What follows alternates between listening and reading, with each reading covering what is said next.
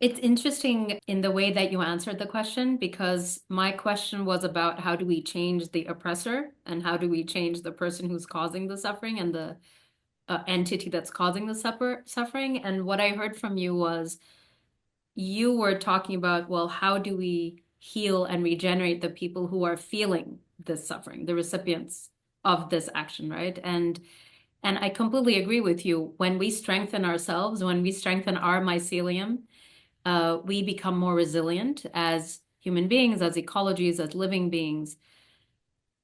In the way I think, though, I think simultaneously we also need to act on the actors of the causers of the suffering and try to find ways to transform them, their systems, For their sure. so But I think to remember, I think for me, the greatest wisdom I've received living this life is you can't change the other. You can only continue to deepen the change within yourself so that wherever you are, then change gets seeded. But when it fruits, when it becomes a tree, when you can harvest that change, we cannot be attached to that outcome. But the work in the real world is really important. My work is not to push and pull, to keep doing the inner work. And I think Gandhi used to say that inner mastery for outer impact, right? Buddha said the same thing. You can move away from suffering, come back to yourself and find the refuge within. And when you start doing that, the new creative ideas come in, you attract good energies, the right people come into your things, you have the most magical conversation, a link, a bridge is made, something gets catalyzed in the outside world. That's been my experience. That it shouldn't be from this uh, non-natural way of control and wanting to change. But being in the flow of change, being very alert, being very aware, working on the self, being understanding of the ecosystem, their environment, the people, their strengths, their weaknesses, and most importantly, bringing in all of nature, right?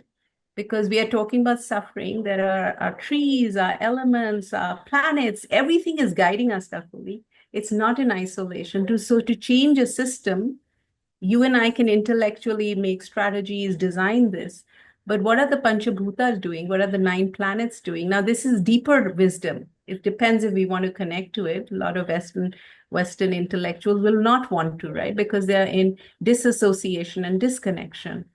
But the cycles of nature are so important to bring into this space of how do we end the suffering of fires or of earthquakes. What is causing it? It's not just you and me and a thought process or an extractive way. There's a larger plan. There's a larger elemental way of being. So some of us will actively change the system. Some of us will be guided through our own inner journeys, our own karmic destinies, our own purpose on this planet to work in different ways. And that's why we are all unique, but we bring this special flavor to the node, to the mycelium.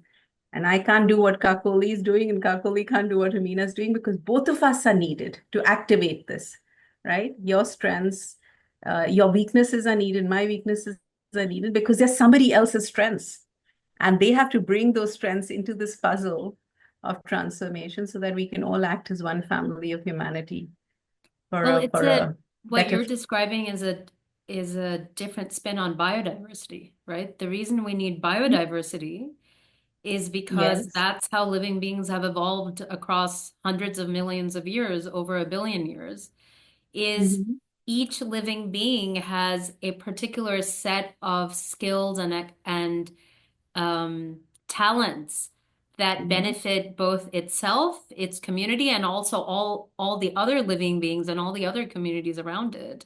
And living and human beings are no different. And each of us has has our own unique set of skills that are different from the other person's unique set of skills. And so when we stamp out diversity, which is trying to happen in some places of the world. We stamp out creativity, we stamp out different ways of benefiting ourselves, right? So And the system then will go to its natural demise, Kapoli. So people are thinking, oh, they want to do this and not bring in diversity, not be inclusive. you mean But a we've homogeneous system will go to its natural demise? it will not last. It'll have a limited period it'll operate for. It'll give what it needs to. But if we are patient enough and we are wise enough to know that, the cycles will change, and it's the most important thing from biodiversity. I think the United Nations with the IDGs, the Inner Development Goals, have recognized that, right? That it's not the Sustainable Development Goals, but the Inner Development Goals, which are our personal strengths, our skill sets, what we bring, that matters. And the more diverse a group and the more different a group from different knowledge fields, that's when the real catalyzation of emergence from the future will happen, because nothing from the past is going to really transform us so quickly. It's really looking into the future to see what's possible and leading from there. I really admire your perspective, Amina, where if I may summarize, and I may not do it correctly, but it seems to me that the way you look at things as a person, as a living being, is from a timeline that is much larger because you're talking about cycles, you're talking about spirals, and one of the ways to not get bogged down in the immediacy of suffering, in the immediacy of things seemingly going wrong and disassociating and falling apart, is to expand our view of time and Mm. expand our where we are living when we are living in that moment. We're not just living in that moment, we're living in a continuum of time and space, and that expansiveness, the ability to be able to perceive the world in that way does require a lot of inner practice, right? Because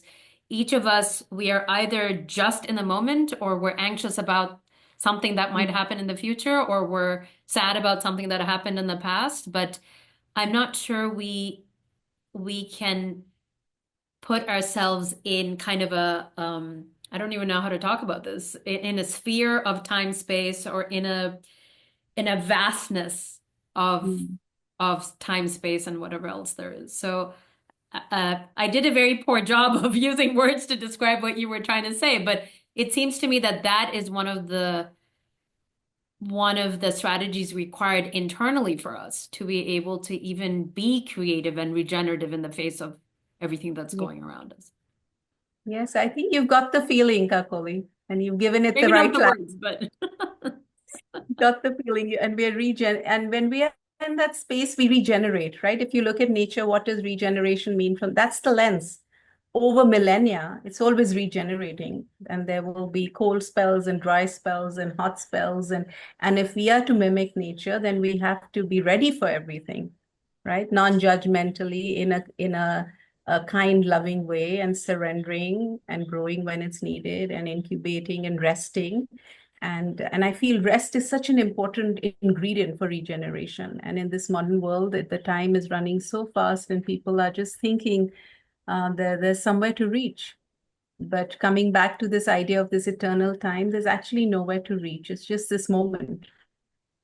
And if this moment is regenerative, then the work is done. interesting.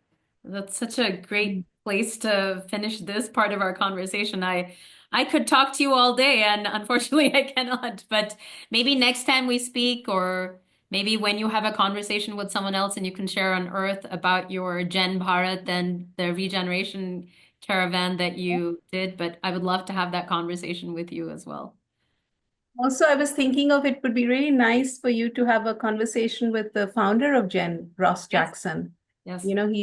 He's been such a strong tree and such a diverse tree with so many different dimensions of his being doing this work.